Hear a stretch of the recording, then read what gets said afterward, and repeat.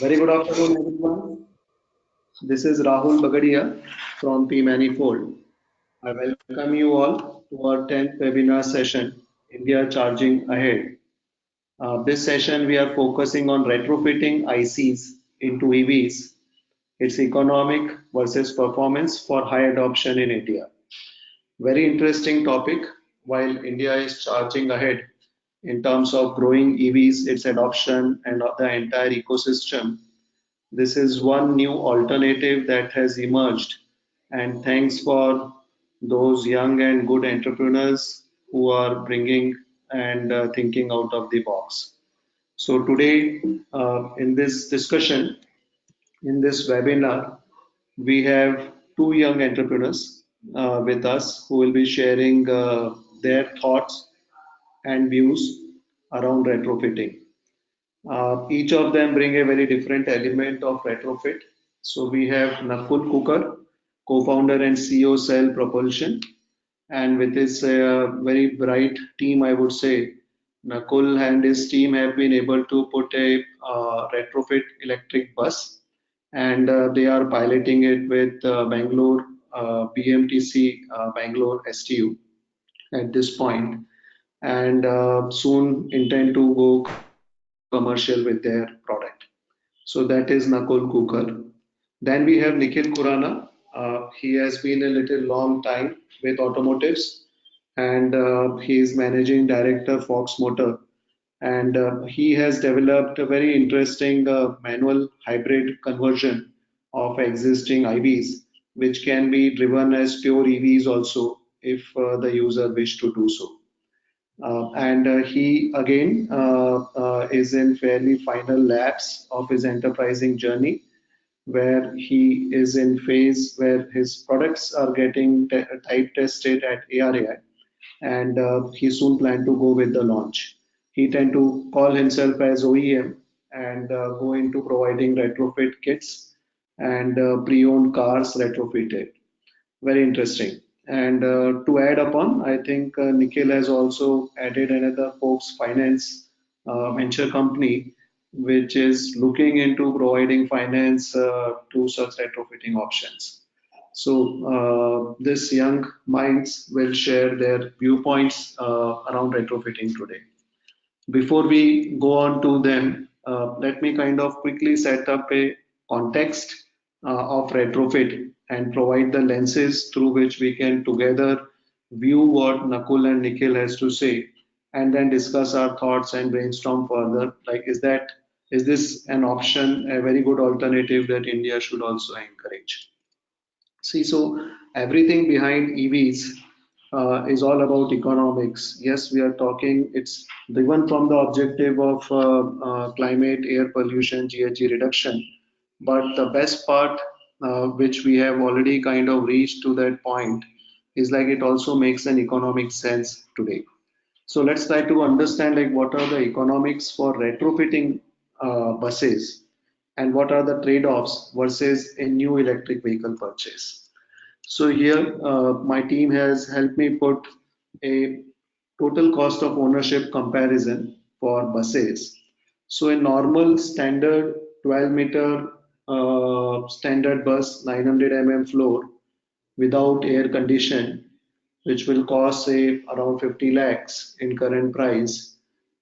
Its TCO would come around 48 rupees per kilometer, right? Compare this to a existing electric vehicle model, which can give, let's say, 200 kilometers, which has a battery pack of 200 kWh. Again, same 12-meter non-AC bus with 200 kWh battery pack, and be able to give 1.5 kilometers per kWh. So this is a assumption on a, I would say, little on a higher side for current buses that I have seen in the market. With that assumption, with subsidy included, which is in this case we are talking of 200 kWh battery pack, so 10,000 rupees per kWh subsidy would translate, sorry, 20,000 rupees kWh subsidy would translate to 40 lakh rupees. So after subsidy, we are talking this is a 1.2 crore model, and its total cost of ownership will be 45.6 rupees per kilometer. So already kind of fairly competitive to diesel to really drive adoption. Now we consider taking this diesel bus and retrofitting it, right? And retrofitting is not currently allowed under the subsidy model. So with that retrofit and accounting for some inefficiencies, here in our case we have assumed 1 kilometer per kWh. So with that kind of a thing, we still believe that retrofitting model TCO comes out lower than a new bus purchase. And I would say like here I would want to put a question mark because again under some assumptions these numbers are being derived. Surely Nakul would be able to share more light on these numbers. What are the cost, efficiency, and TCO? What I understand and we have assumed in this model is a 70 lakh rupees retrofitting cost, which includes same 200 kWh battery pack, all the motors, motor drives, controls, and even some refurbishment of existing buses. So it's a capex comparison of 1.2 crores new electric bus versus 70 lakh retrofitted bus. Yes, the retrofitted bus gives is slight it less efficient, gives 1 kilometer only per kWh. But in terms of the TCO, it's an interesting option. Would STU go for it? These are the questions I think that we need to answer. Does the retrofit technology is matured to really give this performance with kind of guarantees? So I think our fellow speaker Nakul will be able to share light. This raised to another interesting options question, like what are the retrofitting options we have today? As I said, like we have an option of completely taking out the engine and driving and making it full electric, or retaining the engine as it is and adding the electric option and going with the hybrid mode. So Nakul and his team in Fox Motor have been able to follow this path because they see the market segment there of continuing with the hybrid route, retaining the engine and adding electric option. But with the battery pack and other design options, they are allowing the user, if they want to stick to the pure electric mode, even to the range of 100 kilometers on a daily basis in full charge by adding a plug-in charging. So interesting. So between this option between hybrid and pure electric, where would the retrofit kind of go, or it will be combination of all these options? Second question is like we discussed about briefly the retrofit business case for buses. What will be the similar proposition for two-wheelers, three-wheelers, four-wheelers, trucks, and which segments will see more retrofit market capture, right? So in this so there are in this webinar we are discussing electric bus. We are also discussing electric cars. There are experiments which companies like Ola have also undertaken, where they have actually retrofitted existing electric rickshaws by removing their lead acid battery and put the lithium ion battery, and that too in the swapping model and run those models. So that's another case of retrofitting from electric to electric, but going for a lithium option with a battery swapping option. So that's the three-wheeler case that's happening. Two-wheeler retrofitting so far I have not heard, but I'm sure like there are players who are also exploring that option. Third question, let's think about it from the consumer point. I think our entire electric vehicles industry is now looking upon how a consumer will adopt this choice versus his conventional ICE options choices, right? So same question posed, like what customer segments, who users would prefer to retrofit over the new EV purchase, right? So I think for those transitioning customers who have their ICs into the last stretches and with the regulations kind of getting tightening, even some penalties coming on for owning and running ICs. I think retrofitting first step that can help them get into better efficiencies, I would say, over full ICs. So this is the market that we are capturing. Another question that comes now, like, okay, we have looked into proposition of retrofit and it needs to be understood. We need to understand technology. We need to understand who users will adopt what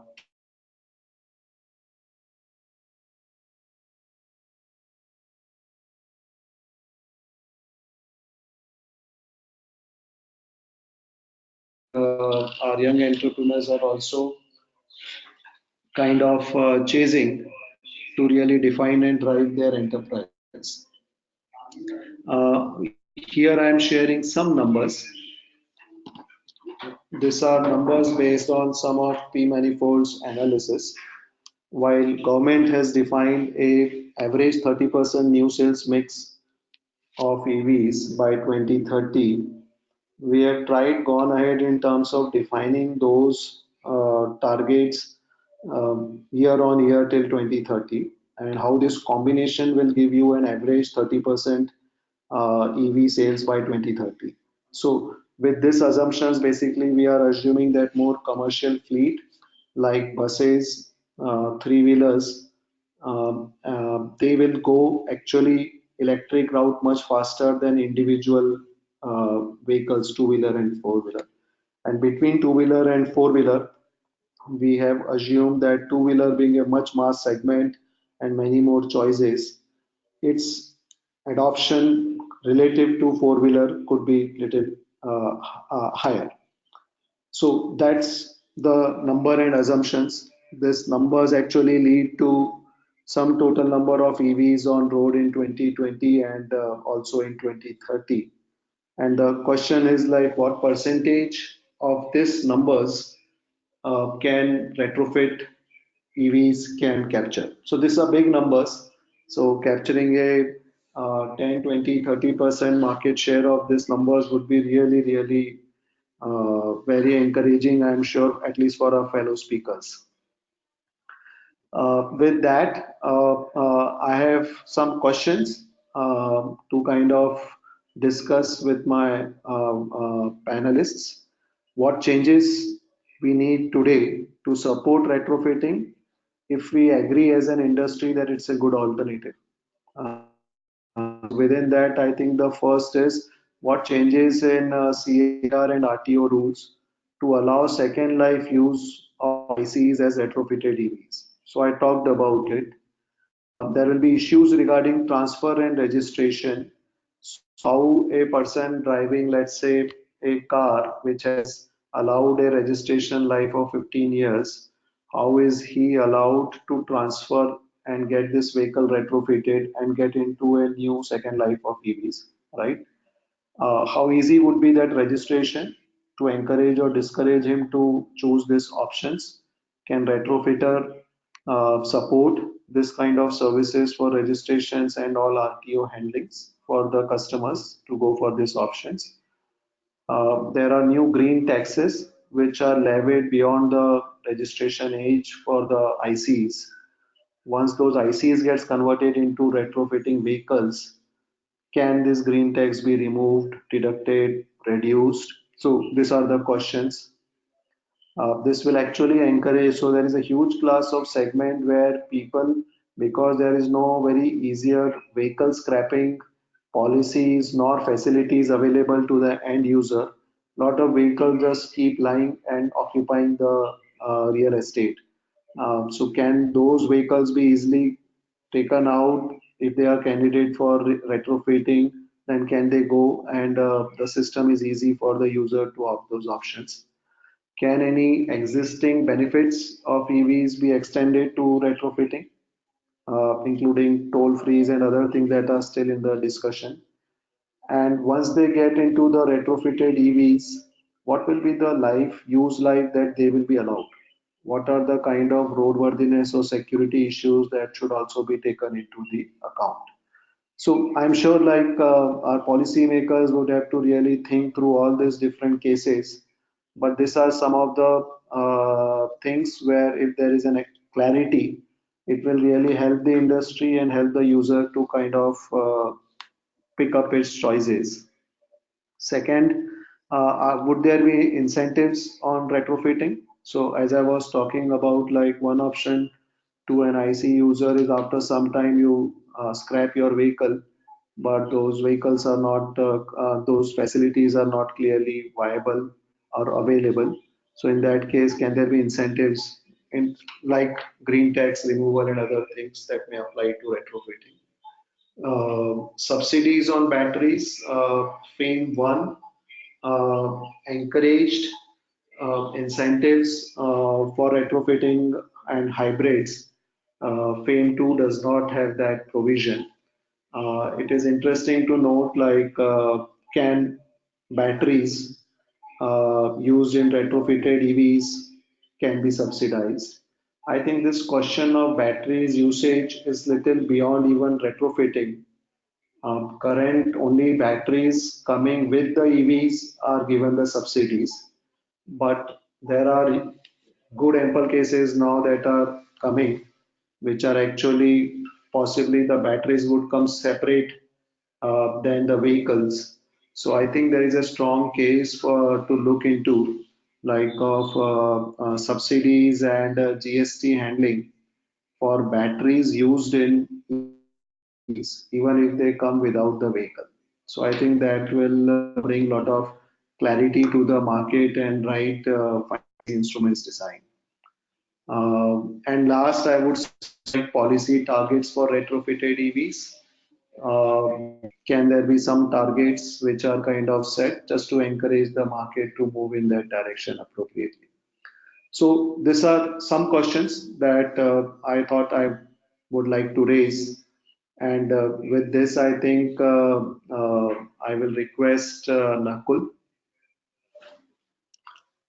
to present his presentation.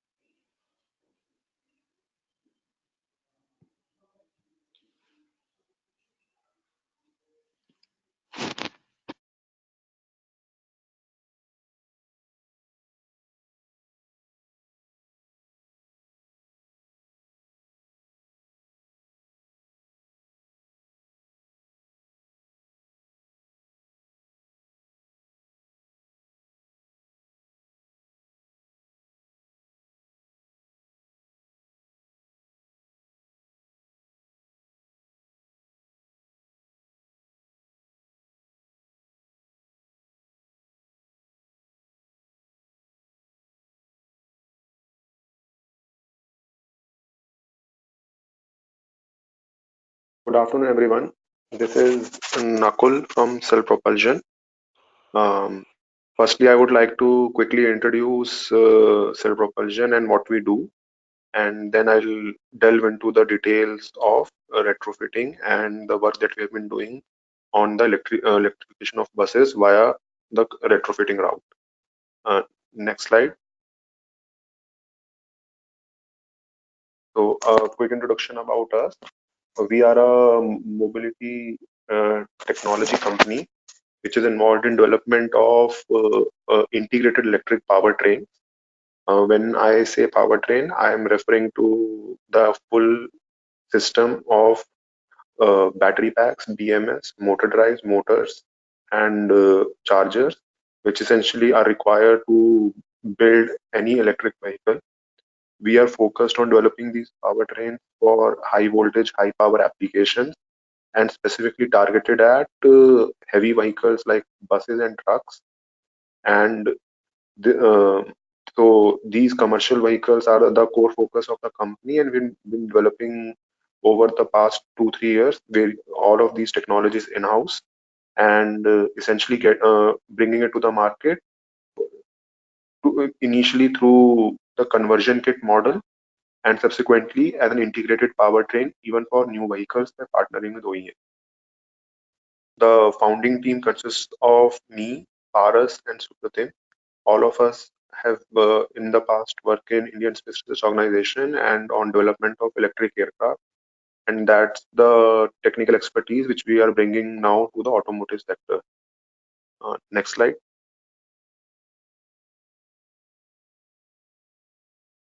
So a quick uh, assessment that we have done regarding the retrofit market in India. Um, we believe that the retrofits would essentially be supplementary to the production of new electric vehicles, irrespective of the segment. So whether it's three-wheelers, cars, or buses, we believe there is a huge existing fleet of vehicles that are eligible for conversion.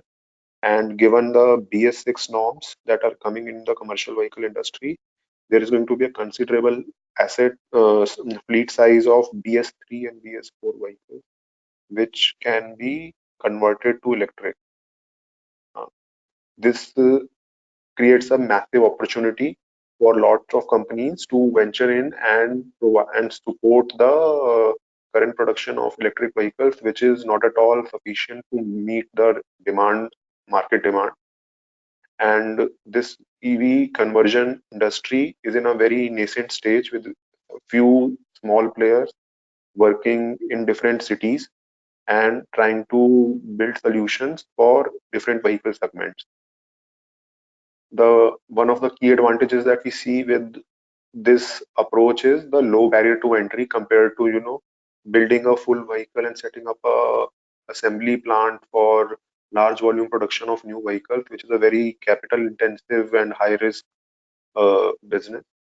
So we feel that retrofitting gives a good opportunity for companies to try out their technology and their products in the market, get a feedback, mature their solutions, and once if this powertrain technology is in place, this can be easily be used as a platform to consider or contemplate investments into large production plants for new vehicles.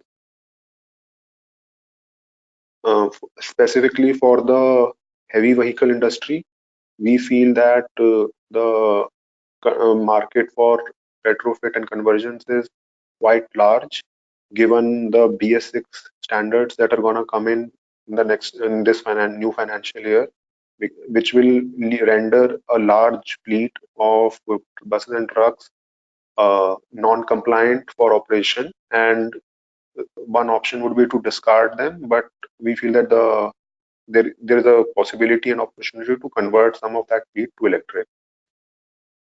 Next slide.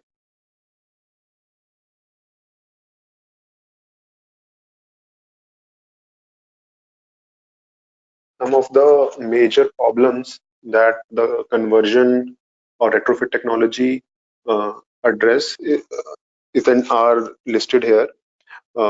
So presently there is a lack of uh, options for indigenous EV powertrain components, uh, which are suitable for operation in the tropical climate conditions of India. And this EV conversion business creates that opportunity to develop those components in-house or locally and then use them for retrofits, because the retrofit industry will always be working at very low end cost, and creating a premium product here is difficult. So there will be a strong incentive to indigenize the design and production of a lot of the components to control costs and reduce the price of the final kit. Secondly, we see that in the retrofit market, there would be a lot of variation in the operating voltages and power ratings at which the kits will be made. Of course, right now we see that there is some standardization happening as 48 volt and 72 volt uh, uh, kits that are becoming available in the market.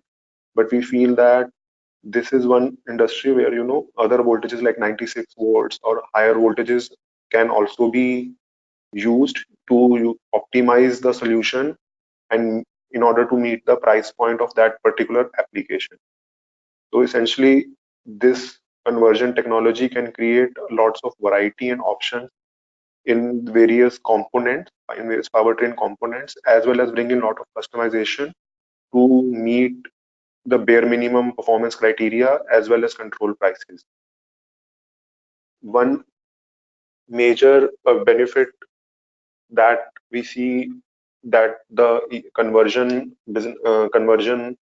of electric vehicles creates for the customers is that it essentially allows them to experience electrification of vehicles without taking a very high capital risk with a new electric vehicle. As of today, there is not sufficient awareness among consumers regarding how to operate and use electric buses, and new electric buses can cost very well near a crore. So Retrofit provides them an opportunity to spend less and understand how an electric vehicle behaves and gain experience in operating electric buses, which will make it much more easier for them to invest in new electric buses in future. Next slide.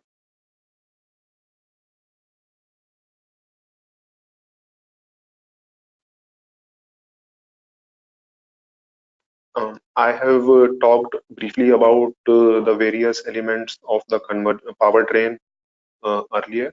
So I'll quickly reiterate and emphasize the various parts that comprise a conversion kit. We as a company are building these components for high voltage and high power applications in the electric bus and electric truck segment. And the key IP and the key differentiation in these conversion kits are brought about by the operating software, which essentially integrates this host of components that constitute a conversion kit into a so the operating software brings together all of these various components as a functional system to deliver a particular top speed, acceleration, and mileage. The range is controlled by the battery pack size, so that is a kind of a decoupled parameter, but everything else about the converted vehicle is controlled and tuned by the operating software that has to be, which is going to differentiate each conversion and retrofitting company from the other.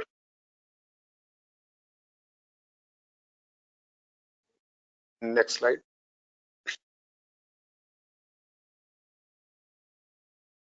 Regarding the technological feasibility of carrying out such conversion, fortunately, the uh, government has put out a series of guidelines as part of AIS 123 standard for assessing the safety of such conversion kits and making them uh, compliant for sale in the commercial market. And this one standard has essentially opened up this conversion business for many players. And essentially, whether you are doing a small three-wheeler or something as big as a bus, there are standards and guidelines to get them certified and homologated through this standard, which looks at the automotive grade and capability of individual components as well as the type certification for installation of this kit in various vehicle models.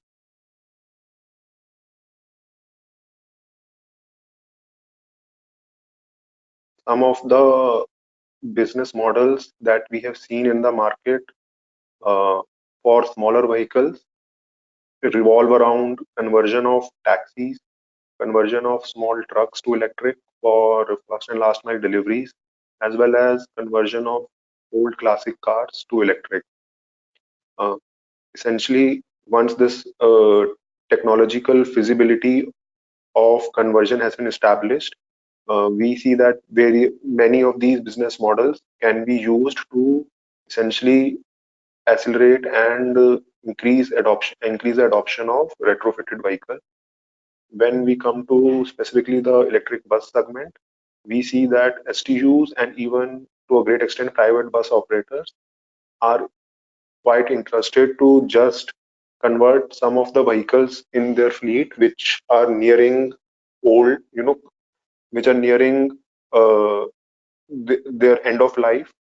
So in the bus segment, generally the buses are written off as used assets after 6 to 7 years of service, and but the chassis has a life of around 15 years. And we see this as a good window in which the buses can be converted because the asset has been used for its useful life and was going to be discarded. But with refurbishment and replacement of the diesel engine with electric powertrain, it can be reused for another 5 to 7 years and can create revenue for the operators. One of the major pain points that we see in the retrofitting business is lack of subsidies under FAME 2, which has been mentioned earlier also as a major deterrent to achieve cost parity. And this is one of the key policy changes that we expect can give a major boost to the retrofitting industry.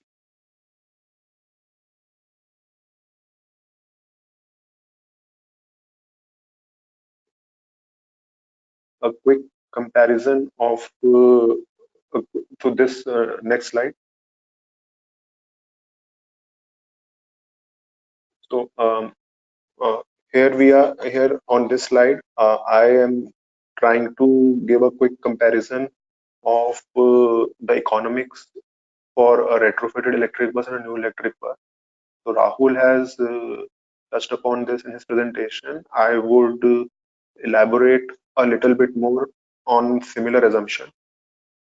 As I mentioned, the ideal case for conversion are the buses who have been used for around 5 years, has been used for around 5 to 7 years, and are very near to their end of life. So instead of discarding them, they can be revitalized by conversion and can be used for another 5 to 7 years because there is sufficient life in the chassis and the body can be refurbished. Uh, our understanding is that along with refurbishment, provision of charger and just say this conversion can be done in the range of 60 to 70 lakh rupees, where compared to a new electric bus of INR 1 crore. And this reduction in upfront cost is one of the major incentives for new for the customers to adopt and experiment with electric buses before they gain confidence in the technology and start investing heavily in electrifying their entire fleets with new buses.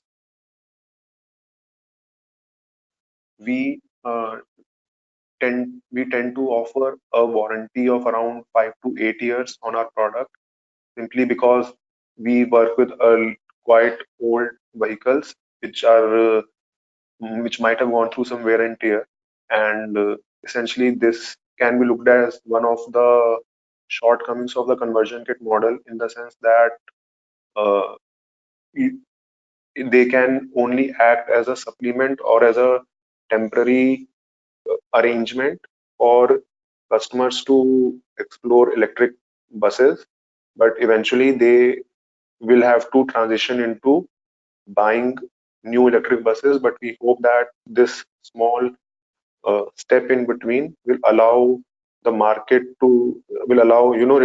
the reduction of prices of new buses, and essentially once the life of retrofit buses are over, the new electric buses would be quite close to the diesel buses in pricing, and it will be easier for the operators to switch to new electric vehicles. Next slide.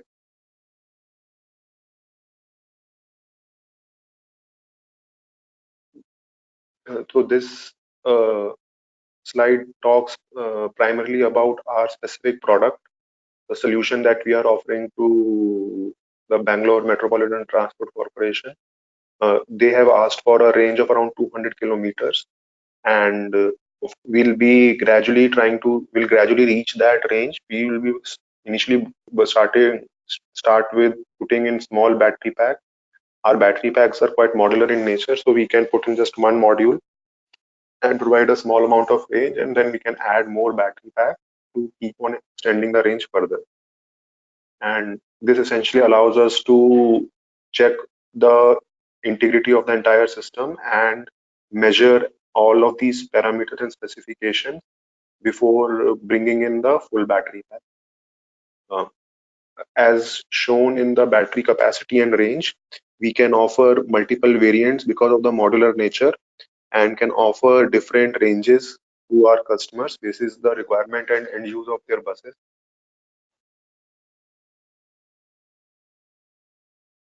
Next slide.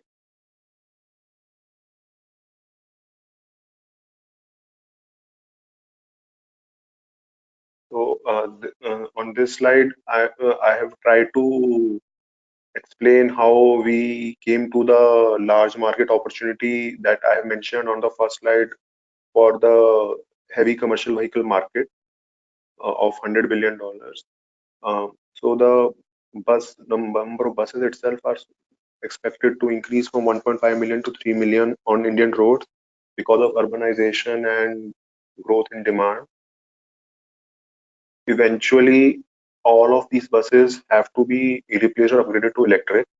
But in the case of electric buses, electric trucks, there is almost negligible production of new electric vehicles, and the current production quantities are simply not at all sufficient to meet the demand.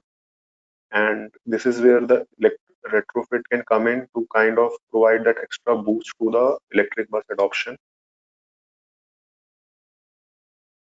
And some of the challenges that we see with the retrofitting kits, for developing retrofitting kits in India, is lack of local supply chain for cells and local production of cells, as well as lack of availability of advanced electric motors. And of course, in general, the development of the electric powertrain technology that is required for long haul trucking and electrification of intercity buses. Over the coming decade, we are hopeful that many of these problems will be resolved, making conversion even more lucrative option for much wider customer segments. Next slide. Yeah, thank you. So that's from me. Thank you very much, Nakul. I think this was very useful presentation. Before I asked Nikhil, can you quickly answer one or two top questions on the buses, and then after the Nikhil, we can actually discuss a little more. One, I Sure. think you talked about voltage levels and different power ratings, and that kind of needing different kind of retrofit solution. So between, am I audible, Nakul? Yes. Yeah. So between these different models and different brands, so for example, if I have to use a OEM, looks like one OEM between its different models, even of 12 meters, would this voltage rating and other things be different, or how many retrofit kits you assume you would have to make for, let's say, four OEMs operating in the country for 12-meter bus, for example? So, Can your one we don't retrofit kit expect. be? Hello. Yeah, Nakul? Yeah, you are audible. Yeah. Okay. So we don't expect the specifications to vary a lot. Say for one type of bus, so for example, the voltages and other technical power ratings should not vary a lot from 12-meter buses to from different OEMs. these power ratings and voltages will vary from, I say, a 9-meter bus to a 12-meter bus and from a 7-meter van.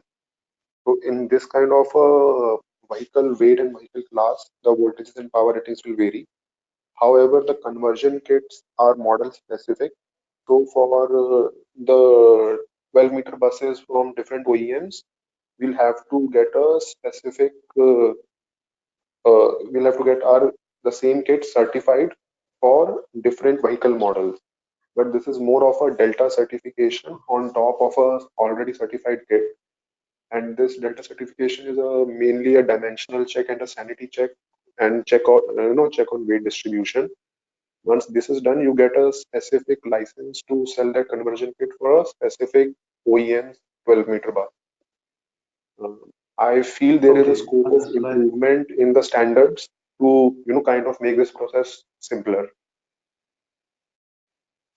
Okay, definitely. I think we'll look into those suggestions later. And very last question, how much time, like when you really get into your full-fledged operating mode, after your pilots, how much time one bus retrofitting will take, and in some point to come, could STU maintenance and workshop team also undertake such retrofitting once they purchase your kits, or it's a very specialized thing and needs to be handled with right tools only at your end?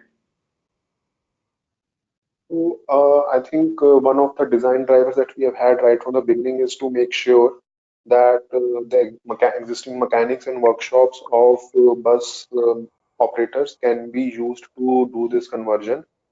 Essentially, this would enable the scalability for our product. Even for the BMTC, a lot of hand holding and mechanic and support has been provided by the BMTC workshop to us.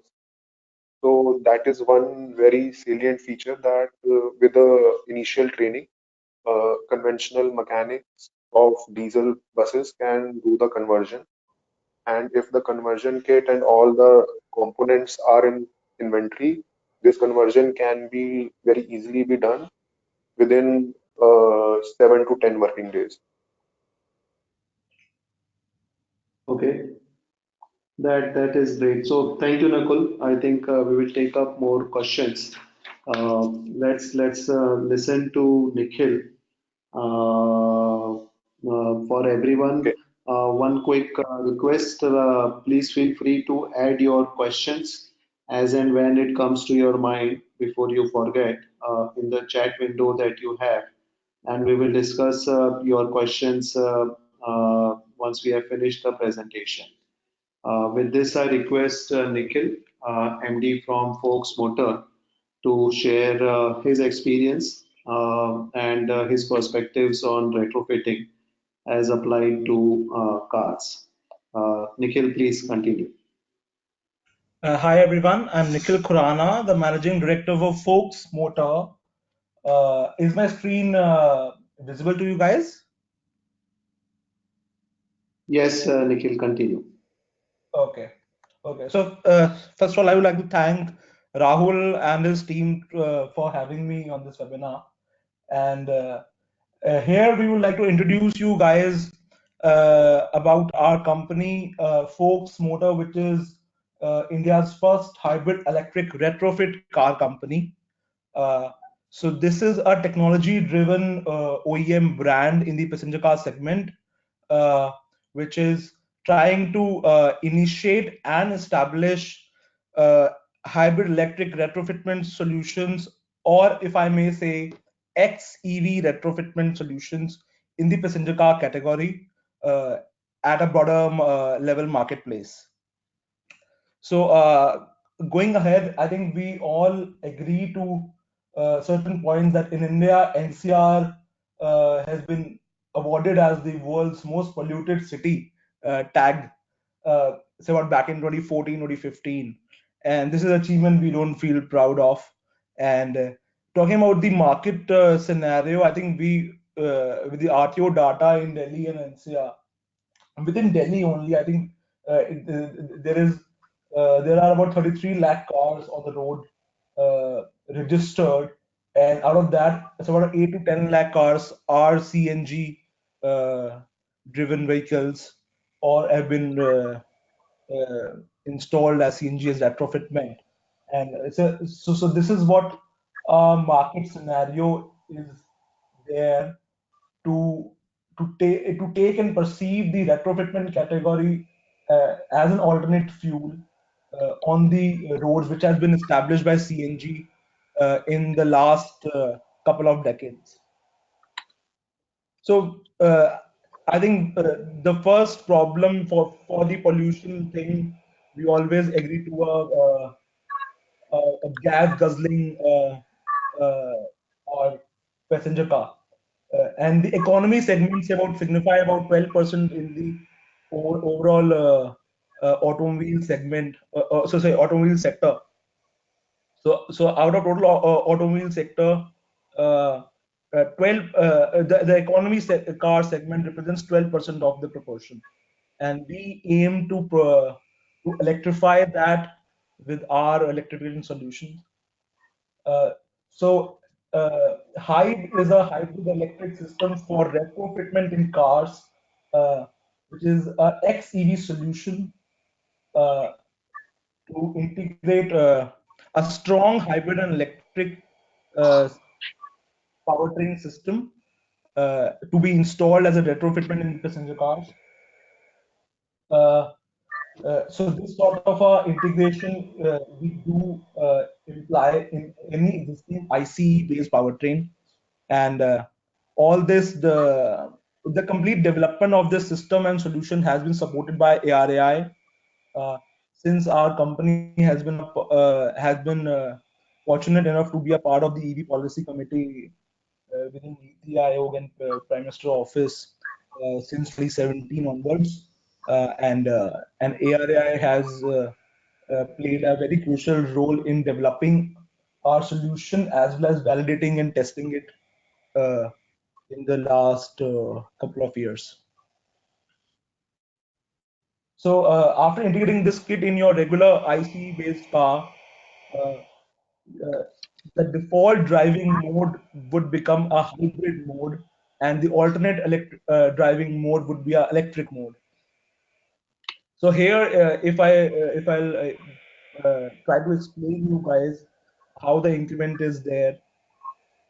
So say about any regular engine-based car, whether be it petrol or diesel, say gives around 12 to 14 kilometers per liter of a conventional fuel mileage in your regular conventional fuel-based car, say anywhere from your Maruti models or to Hyundai models, it is more or similar. 14 kmpl is the standard mileage. So after integrating this kit in the car, you will be able to drive hybrid mode as a default driving mode, and would get a 30% increment of mileage on the same existing mileage of in your conventional fuel. So the 14 would get additional 4 kilometers of additional kilometers in a regular liter consumption, and comes out to be 18 kilometers. To explain this hybrid mode, it consists of both series, parallel, as well as plug-in hybrid powertrain configurations. If I'll dive deeper into the drivability of a car in the hybrid mode, I'd like to explain that say any driver, if he or she just sits in their car, and they just need to press the brake pedal and make sure that the gear is in neutral and just switch on the engine. So that's what you guys regularly do in your typical manual transmission car, and and just like you would do in your car, which has our solution.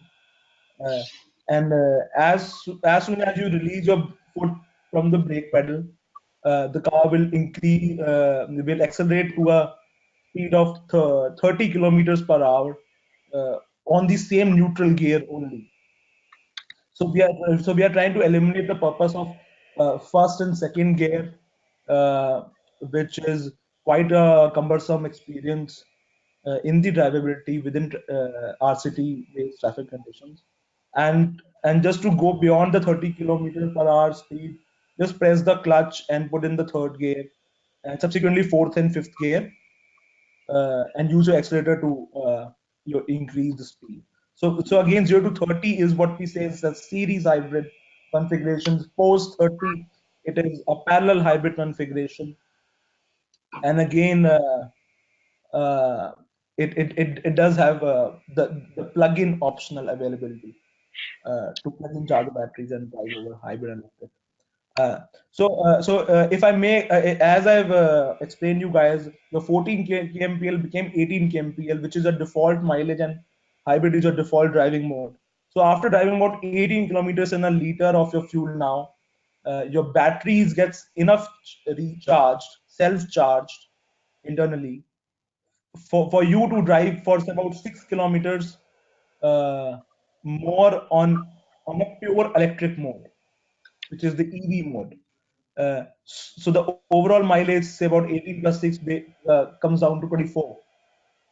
And this is how your 14 kilometers per every liter of your mileage became 24 kilometers in your every liter.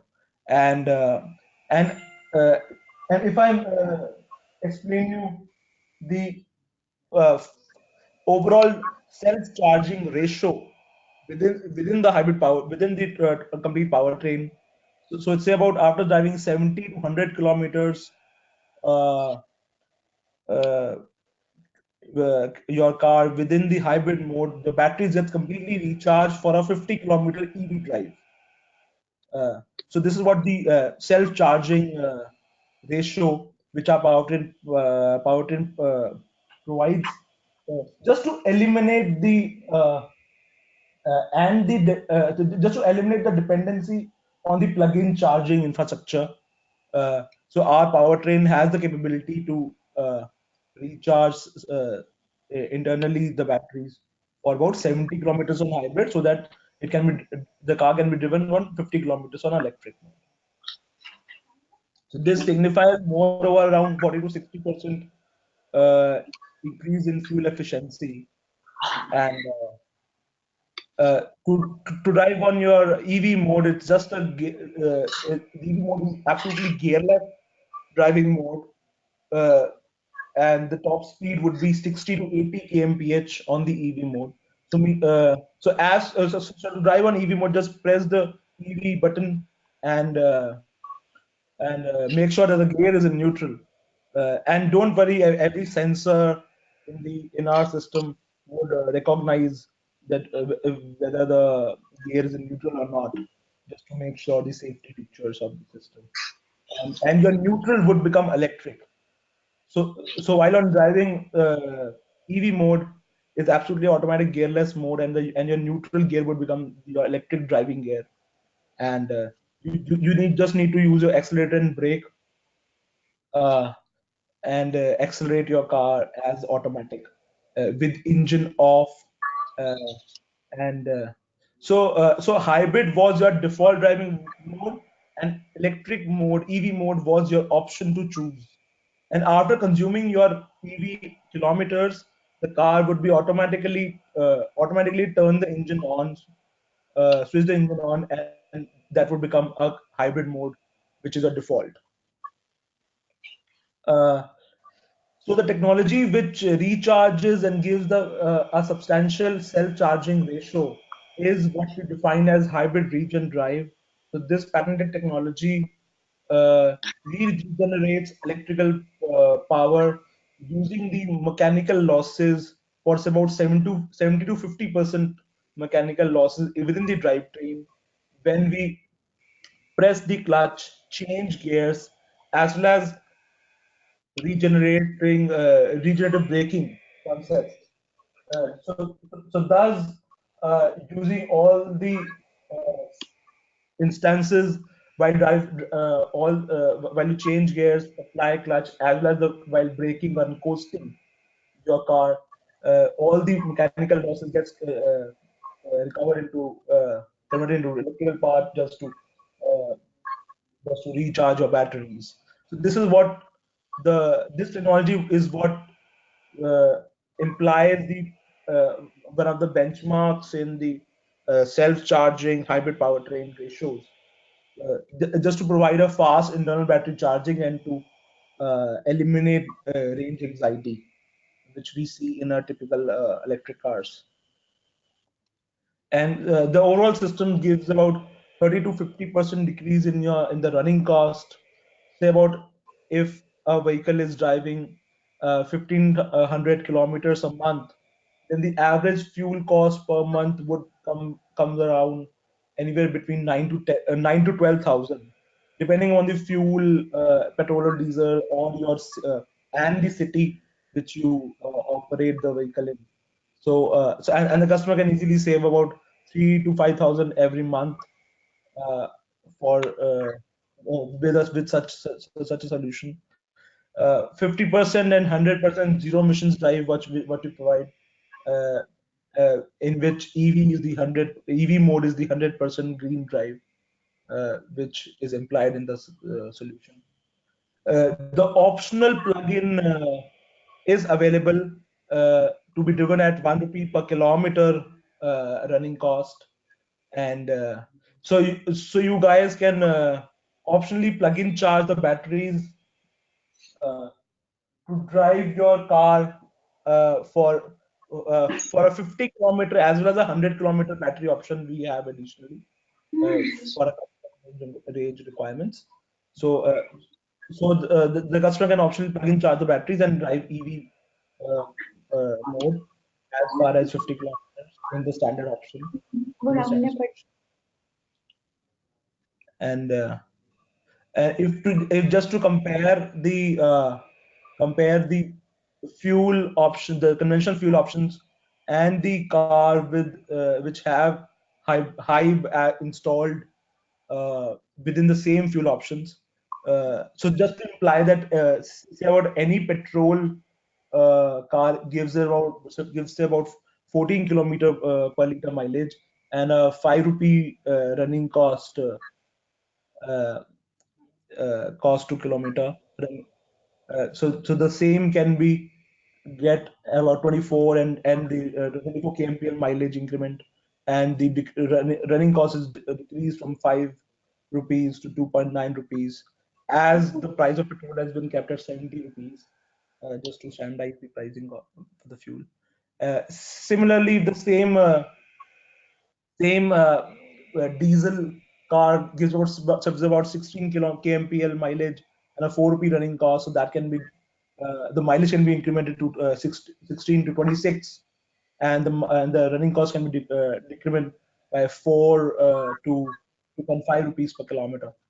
And if we compare the CNG and the Hive, so this is what the same car with a CNG option and the same car with a Hive option installed. So say about the the Hive gives an overall more mileage than the CNG options, uh, and uh, and there's hardly any difference between the running cost of CNG as well as Hives. Uh, and even just to decrease more running costs with Hive, the customer can optionally plug in charge the battery just to drive 1 rupee per kilometer. So that can again the customer can substantially save in uh, his or her running cost. So there are certain features of the Hive, as said. It is fast, self-charging, optionally plug-in is available. There's no effect on engine and performance, as we do not touch engine at all. Uh, our complete drivetrain is just integrated to the existing transmission of the car. Uh, in the at a marketplace level, there is an increment in resale value of the car, as in the resale car market, used car market. The customer is appreciating vehicles with an automatic transmission, as well as a low running cost option, which CNG provides in as of the current market scenario. So we see this. Uh, since our solution has both automatic driving modes, automatic reliability within the same manual transmission and the low running cost operation. So this can substantially increase the resale value of the car. Only quarter of your boot space is consumed for the batteries and other electrical components.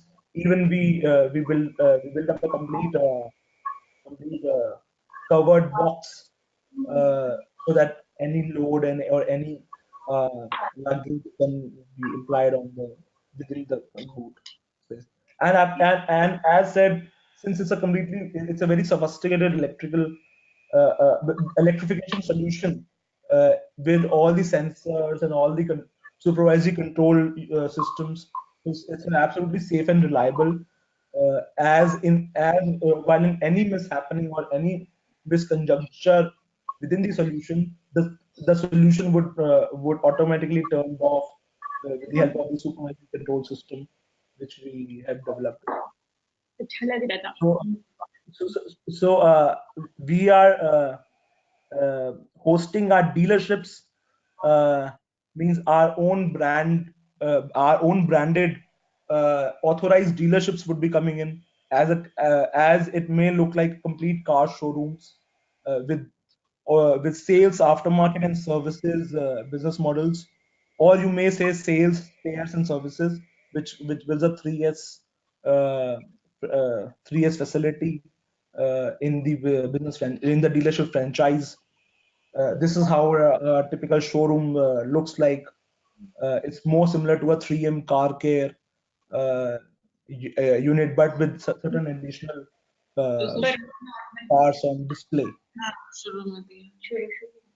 And all these dealerships franchise asset sales, aftermarket, and services. So sales are for car, which is hybrid electric retrofit car.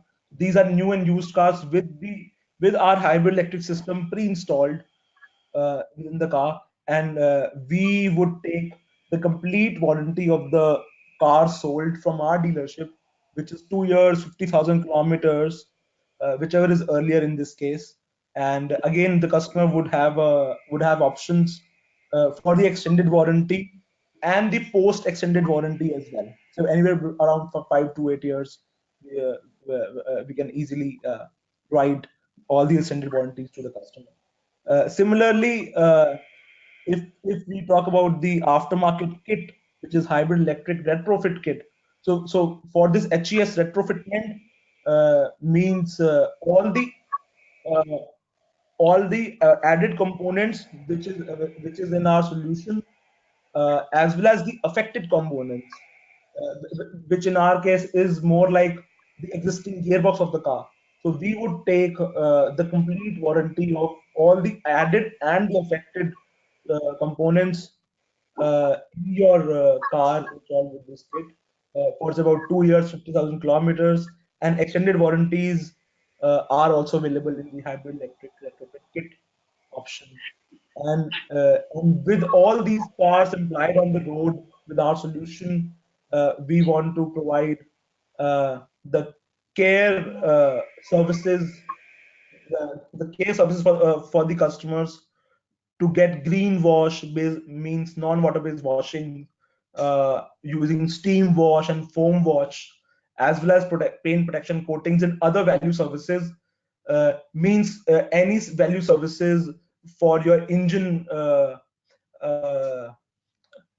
your engine servicing, means changing your lubricants and filters, since our solution does not require any maintenance other than a regular gearbox fuel gearbox lubrication uh, that is implied within our retrofit gearbox. So means our dealerships will be able to provide all the sales, aftermarket, and the aftermarket spares, as well as the complete services for the customer, for the cars implied on the road with our solution. And we excuse me for that. And comprehensively, all the cars sold from our dealerships, and which the cars which have our kit installation, would be termed as hype cars. And so all the hype cars would be more of a branded in case of in case of all the models which we imply to do, say like Hype Swift, Hype Desire, Hype Baleno, Hype Ertiga. So we are launching our solution with what's about 5 models, which are again highly popular both in commercial as well as personal customer usage, which are certain entry-level premium hatchbacks starting from Swift up to entry-level sedans like Desire, say like again an entry-level premium hatchback like Baleno, or a hatchback like Rids, as well as Ertiga, which is an entry-level SUV, or entry-level MPV, if I may correct the product segment. So again, our solutions would be available from entry-level premium hatchback up till the entry-level SUV segment. And as we are starting with certain Maruti models, again Hyundai, Toyota, and Honda models would be added in within the first year of our launch, which is scheduled it's about within the first quarter of the calendar year in 2020. So this is how we have took a OEM approach. We have taken an OEM approach of establishing Fox Motor as a technology-led OEM, which leads to a sector and market disruption. And if I may compare Fox Motor as a technology-led car OEM and the big brother, which I hear uh, take up as any car manufacturer, which is more of a design-led car OEM. So basically, Big Brother retails the design of the car, and whereas we are retailing the technology of the car, and both as OEMs, we conceptualize and develop the technology and the features of our product solution, and just like the big brother or any car manufacturer uh, conceptualize and develops the design as well as the features of their product, which is again a passenger car. And likewise, we both design and develop integration and control strategies of both our products, do the brand promotion, establishing and promoting our brand name with all the possible media marketing channels, uh, from TV, print, as well as digital media platforms, and thus establish retail uh, channel network as well as the distribution for the product and solutions. So likewise, I've tried to uh, position try to explain the positioning of our brand as any other car manufacturer brand, and both are and how we are taking the similar OEM approach which any conventional car manufacturer takes up. And as a brand, we focus on customers. We like to have fun with media. We want to make friends with dealers, our dealerships, our dealer partners, as we say, and we always try to partner with supplier partners which are more fearless to help us establish this product category with their component manufacturing capability as well as the testing and validation capability. And for that, they need to be really fearless to partner with us. And So I think this is as interesting, Nikhil. at a product level, when technology innovate solutions improve value. And now I'd like to conclude my presentation, and happy to answer any of your queries and questions. Great, great. Yeah, Rahul. Thank you very much, Nikhil. I think it was a valuable discussion, and definitely a lot of good work between you and your team has gone. And as I said earlier, also glad to see that you are looking into the positioning aspects and also the financing aspects. aspects for retrofitting. So I think that is definitely quite interesting and encouraging. I have some questions for you, Nikhil. As a layman user, if I come and say that, hey, uh, I want to get a hybrid, let's say Maruti Desire from you.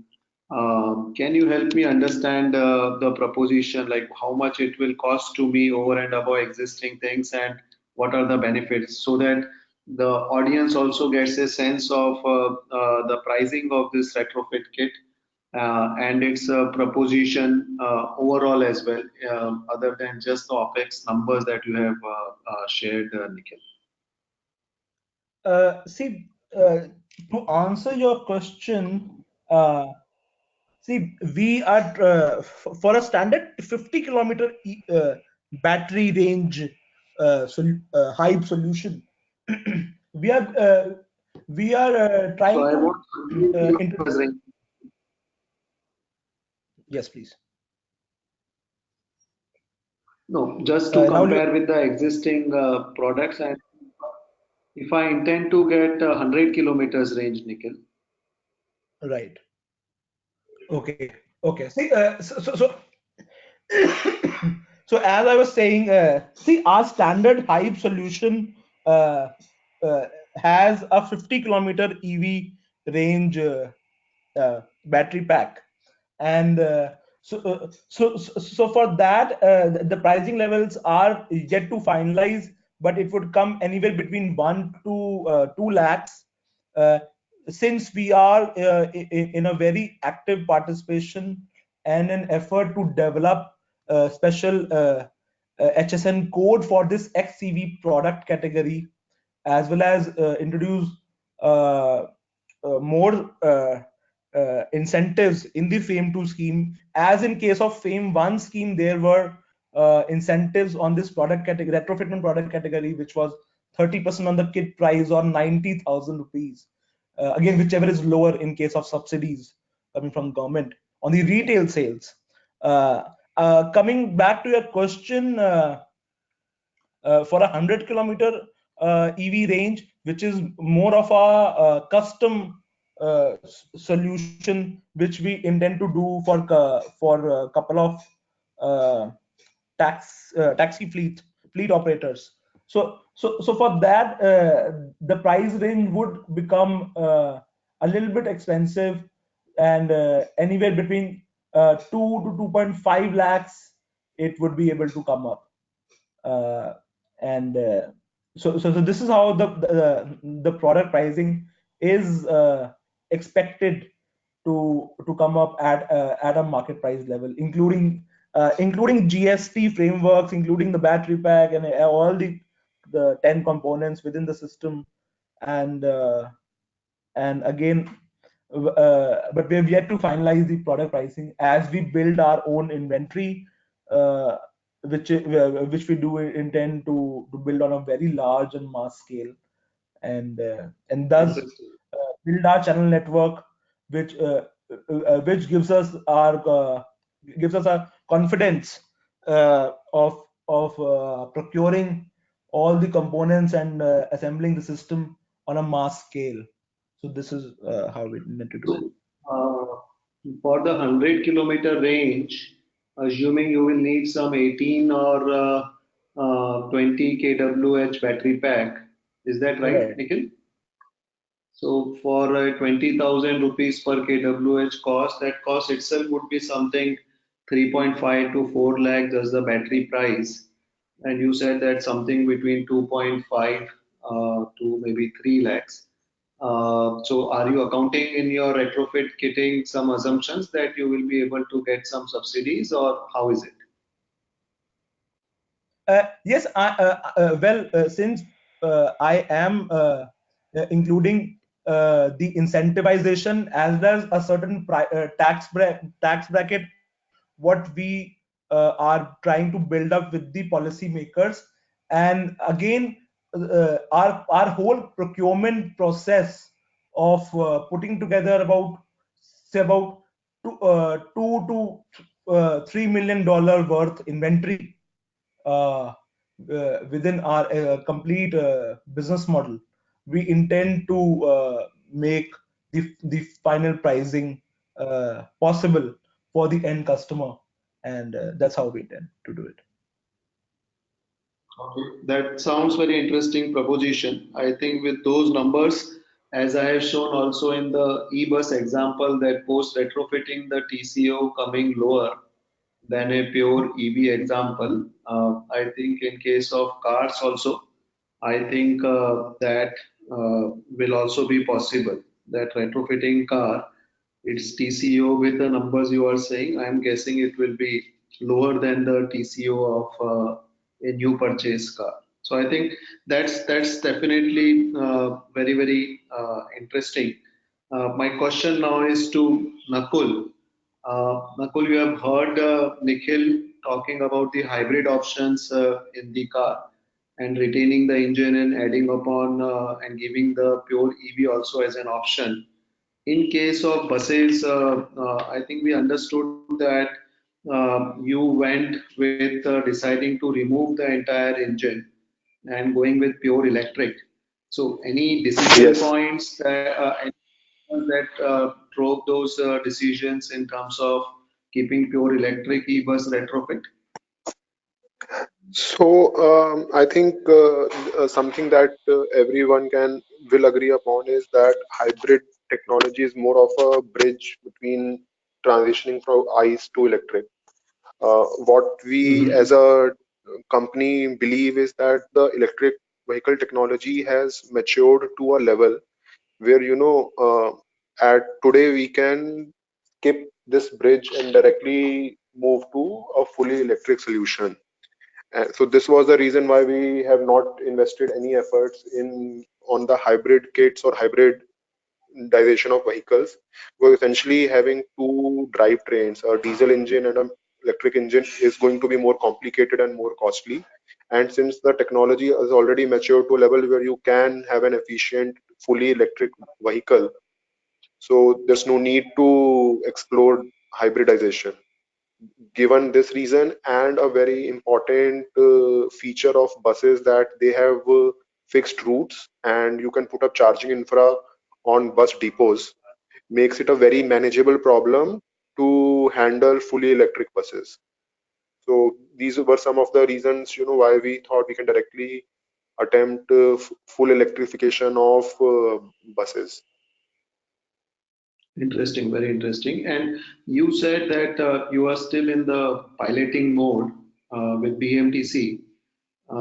So, Yes. what comes in the pilot's key parameters of success? Is BMTC as a customer kind of really looking to make a decision that, okay, going forward, maybe it is procuring 300, 400 EVs through the into program, but what decision parameters based on the pilot would it be able to say that, okay, I have this kind of vehicles that are coming up towards the end of the life, take this 100 or 400 vehicles and convert them. So, can you share like those decision points for an STU, which is your customer, to really say that, hey, I want to go for retrofit? Sure. So there are two questions here. One on the criteria and then on the strategy that BMTC is having in mind. So first, the parameters. Mhm. The arrangement with BMTC is that so they have specified the kind of a top speed that they need and the range that they need. So those are the high level targets that they're looking at. And once the homologation is completed, they will be inducting this converted bus into their fleet for 3 months trial in which we'll closely monitor the performance when it is being used on an actual route to transport people. That is the evaluation that they want to do. Subsequent to that, their thought process regarding this is that since this is a independent activity for which BMTC can float a tender and can ask for bids, and they are very interested and inclined to do that because that will essentially help them manage and reuse their existing fleet, a lot of which is going to get old in coming few years. And given this strong interest, they have invested resources from their side to help us and enable us in this conversion, because the bus is there, the workshop is there, the actual man workforce which is doing the conversion is theirs, and lot of so that infrastructure support that they have provided, it's because they are themselves quite interested to reuse their assets as much as they can. Okay, very interesting. Also, now coming to Nikhil, with the retrofits going in and already safety issues around battery being lot talked about, what challenges or what safety measures you think needs to be taken to really ensure that the retrofits are really robust in terms of performance and safety for everyone. So, in your overall planning and operationalization, how safety of these vehicles is kind of ensured, and if any untoward event does happen, then what what are your thoughts around safety, Nikhil? Well, see, in the complete designing, developing, as well as uh, validating these EV subsystems, uh, see, all the electrical systems needs to uh, uh, make with all the substandards of designing, developing, say, and the EMI, EMC validation. Uh, Likewise, see all the electric drivetrain components needs to be EMI, EMC validated, as well as uh, with IP67 water protection ratings, as well as all the electronic components needs to be designed and developed as per the guidelines of ISO 26262, which is a very important ISO standard to ensure all the right working, as well as the endurance capability of the electronic components.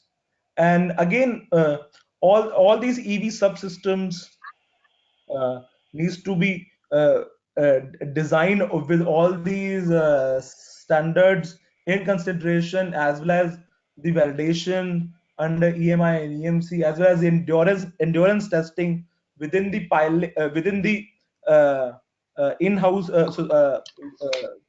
pilots, as well as the commercial pilots. Since we intend to uh, do say about 3 months of commercial pilot before initiating retail sales, just to establish all our any just to establish our validation standards, as well as to prevent and eliminate any possible mishappening within the customer usage for the end retail customer. So we intend to make a very good hand on that. Great, great. I I think like like a lot of I like to add one thing here, please. Rahul. Yeah, yeah, The yeah. AIS one, yeah. So the AIS 123 standard for through which we have to homologate all these conversion kits, that essentially is a safety standard. The one major thing that this standard ensures and verifies is the safety of the conversion kits for on-road performance. They are not looking at the quality or performance of the kits, because that's something that can vary from manufacturer to manufacturer, and essentially they will let the market forces decide which is a better quality product or a better performing product. AIS 123 essentially ensures safety for all such conversion kits. Okay, that I think is a good point. And does AIS 123 cover all vehicle segments, including two-wheeler, or it is beyond? It is three-wheeler and above. It starts from three-wheelers, the L5 category, and goes all the way to buses and trucks, L, M, and N category. The standard is not in place for two-wheelers because essentially, if you're converting a two-wheeler, it's as good as the building a new two-wheeler itself. However, there are two startups based out of Bangalore who are putting together a kit for electric to convert existing scooters to two-wheelers to electric, existing two-wheelers to electric, and they, I think, are trying to work with ARAI for upgradation of AIS 123 and incorporate conversion of two-wheelers to electric. Okay, interesting. And would you have any point what changes if in AIS 123 or any other testing standards per se, Nakul? I would the two key things that come to my mind is that AIS 123 can be updated to essentially, not only be about certification of conversion kit, but have one very formal certification procedure for only the powertrain,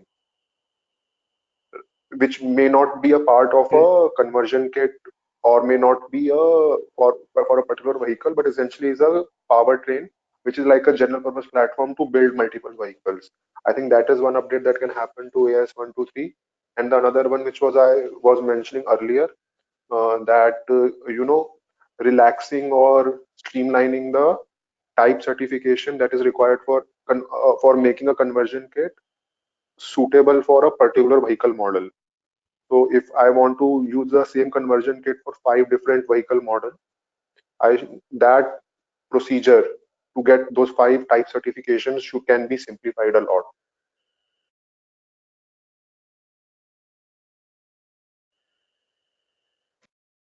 Okay, that is Yeah. good. I think just coming to the screen because we have reached to the time limit. What would you like to add into these changes? So I have tried to compile some of the points which we believe are useful to kind of support retrofitting given its economic attractiveness and hopefully in some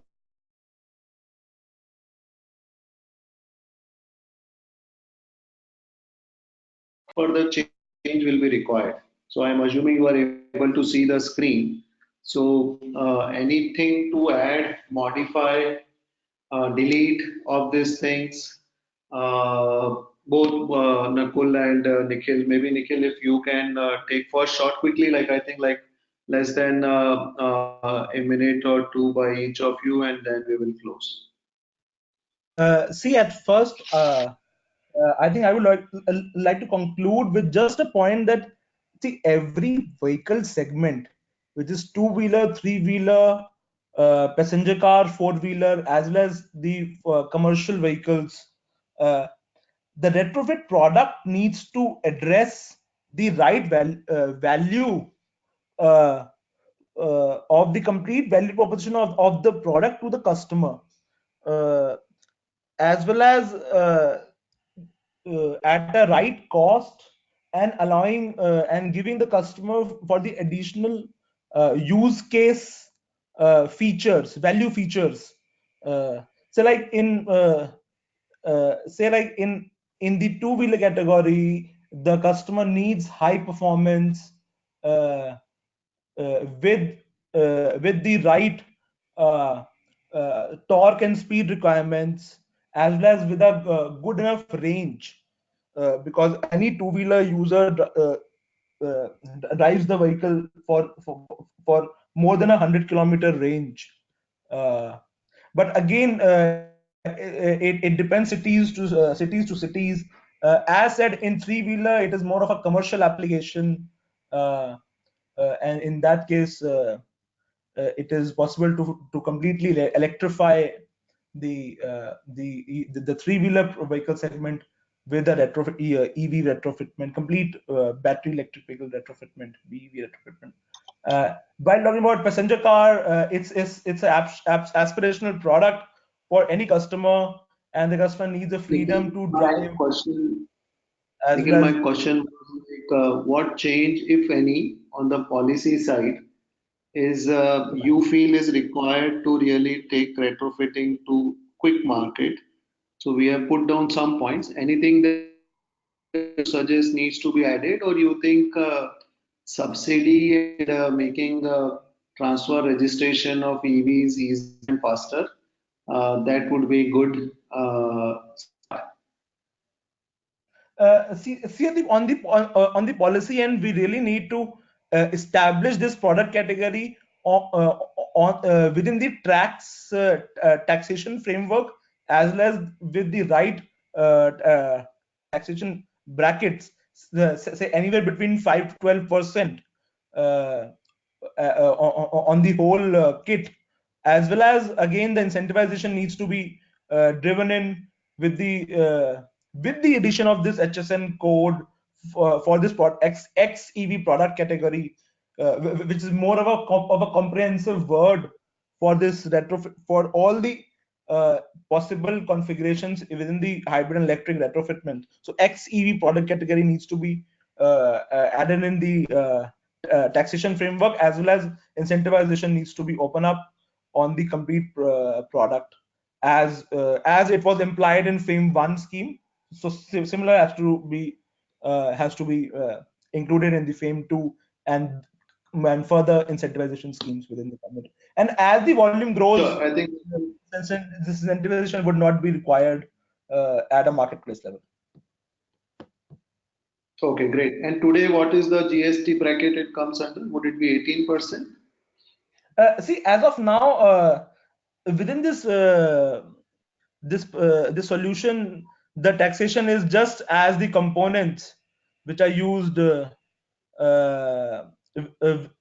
which is currently imply on the component at a component level. So, like say all the transmission and the gears components comes under the tax bracket of 28%, right? All the electrical motors are also at 28. I think there are certain electric components on 18, as well as certain components on 28. So that's why XEV retrofitment category needs to come under the framework of the right taxation, uh, again within the application of a retrofitment for the Motor Vehicles Act, as well Sure, as sure, sure. Understood. a special Nakul, HSN. what do you think of Nikhil's idea? It's a good thing. Anything to add? Yeah, so the GST benefits is something that would definitely be welcome. Looking at the various points that are there on your slide, so yeah, the ease of registration and extension of benefits that new EVs get is something will be very help would be is actually the need of the hour for this industry, because once the vehicle is converted to a fully electric vehicle, it behaves completely like a new electric vehicle as far as the emissions and performance is concerned. So, and since the subsidies are being provided to encourage adoption of electric vehicles and curb emissions, and so I think a retrofit vehicle also kind of delivers on that vision. So, the benefits like no elimination of certificate registration charges, elimination of RTO charges, elimination of road tax, a green number plate for not paying toll tax on highways. So such things should be extended to converted vehicles. I think these can be some of the policy level changes, as well as relaxation in the GST, which is being proposed for electric vehicles, can also be given to retrofitted vehicles. So all in all, I would summarize by Great, saying great. that whatever benefits and advantages are there for electric vehicles can also be given along with subsidies to converted electric vehicles. Okay, great. I think thank you everyone. This is very interesting talk. I would like to really thank Nikhil and Nakul for their precious time and share of this valuable insights. I wish all the best to the industry and other retrofitters who are pecking their neck out and really walking against and making things working.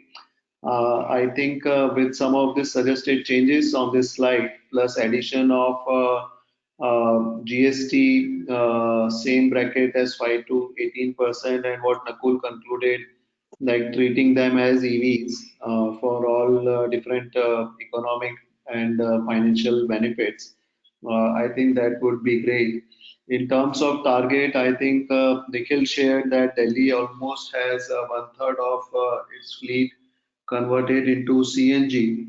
So if that 30% capture could happen by CNG, I think let's also hope that a 30% capture by retrofit happens with all the good works of such enterprising companies.